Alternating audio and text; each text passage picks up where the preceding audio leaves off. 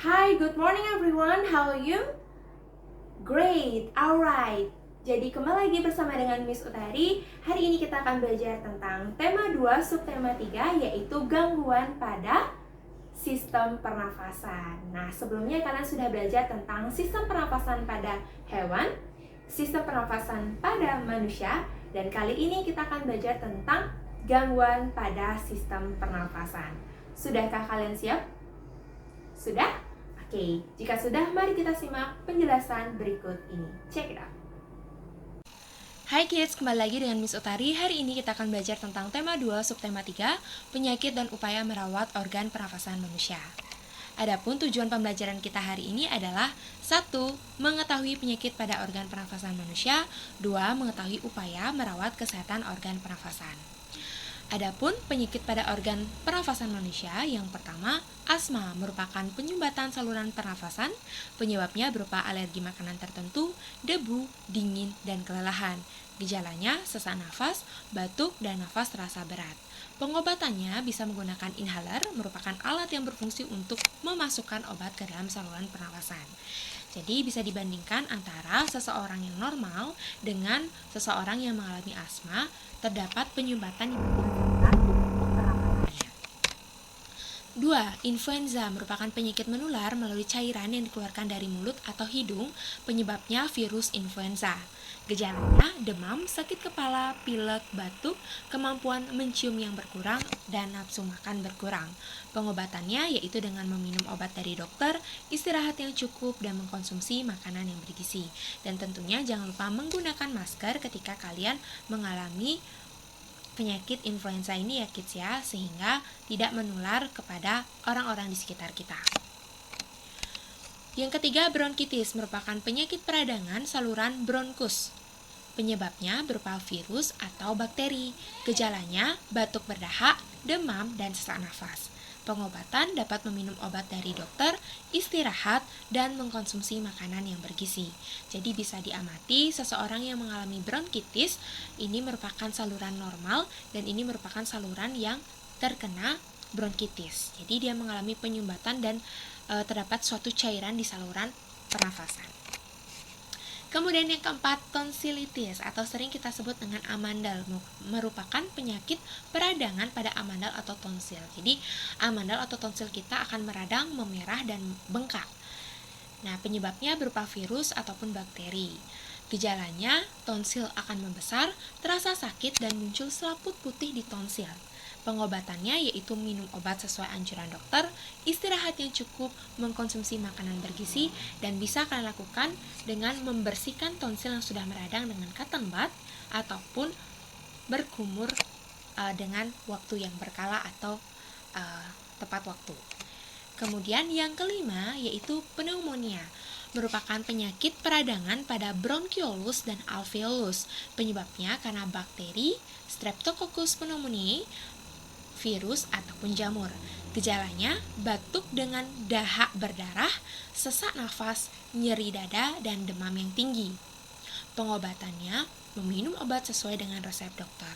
Nah, jadi bisa kalian perhatikan di bagian alveolus seseorang yang normal tidak terdapat suatu cairan, sedangkan pada alveolus seseorang yang mengalami peradangan akibat bakteri Streptococcus pneumoniae, dia terdapat suatu cairan. Inilah yang menyebabkan kesulitan dalam bernafas, nyeri dada, kemudian batuk berdahak, hingga berdarah. 6. Emfisema merupakan penyakit kerusakan sekitar bronchiolus dan alveolus. Penyebabnya polusi udara. Polusi udara itu adalah pencemaran udara yang disebabkan oleh asap kendaraan, asap rokok, asap pabrik, pembakaran, dan lain-lain. Kemudian gejalanya sesak nafas. Pengobatannya meminum obat sesuai dengan resep dokter, menghindari asap rokok ataupun asap yang lain dengan menggunakan masker, dan olahraga yang teratur. Bisa dibandingkan alveolus seseorang yang normal dengan seseorang yang mengidap emfisema. Nah, di sini mengalami kerusakan berupa pengerutan. Jadi dia rongganya mengkerut dan menciut. 7. Kanker paru-paru merupakan penyakit pertumbuhan sel paru-paru yang tidak terkendali. Penyebabnya adalah polusi udara dan zat berbahaya pada rokok. Gejalanya berupa batuk berdarah, berat badan turun, dan nyeri dada. Nah, biasanya pengobatan ini dilakukan dengan cara kemoterapi atau radioterapi secara berkala. Bisa dibandingkan seseorang yang memiliki paru-paru yang sehat dan paru-paru atau mengidap kanker paru-paru. Jadi terdapat suatu benjolan seperti benjolan yang merupakan pertumbuhan sel yang tidak terkendali. 8. Tuberkulosis atau sering disingkat dengan TBC merupakan penyakit pada paru-paru. Penyebabnya adalah Mycobacterium tuberculosis. Gejalanya muncul bintil-bintil atau bintik-bintik pada paru-paru, kemudian sesak nafas, demam pada malam hari, dan berat badan turun. Pengobatannya dengan meminum obat sesuai dengan resep dokter dan selalu rajin menjaga kebersihan lingkungan. Nah, bisa dibandingkan antara paru-paru yang normal dengan paru-paru yang area paru-parunya. Kemudian, bagaimana cara kita untuk merawat ataupun menjaga kesehatan organ pernafasan kita? Nah, yang pertama, menghindari lingkungan yang dipenuhi oleh polusi udara seperti asap rokok, asap kendaraan, asap pembakaran. 2. Menggunakan masker yang menutupi mulut dan hidung ketika berada di luar rumah. Yang ketiga, mencuci bersih semua bahan makanan sebelum diolah, begitu juga dengan alat makan. Yang keempat, menjaga kebersihan tangan sebelum menyentuh hidung. Yang kelima, menjaga kebersihan lingkungan sekitar kita. 6. Mengkonsumsi makanan yang bergizi. 7. Menanam pohon di sekitar rumah karena pohon merupakan paru-paru dunia. Pohon yang akan menyediakan lebih banyak oksigen untuk proses bernafas kita. 8. Meminum obat sesuai dengan anjuran dokter ketika sakit. Jadi di sini ada perokok aktif, perokok pasif. Artinya, perokok aktif itu merupakan seseorang yang merokok, sedangkan perokok pasif adalah seseorang yang menghirup asap tersebut.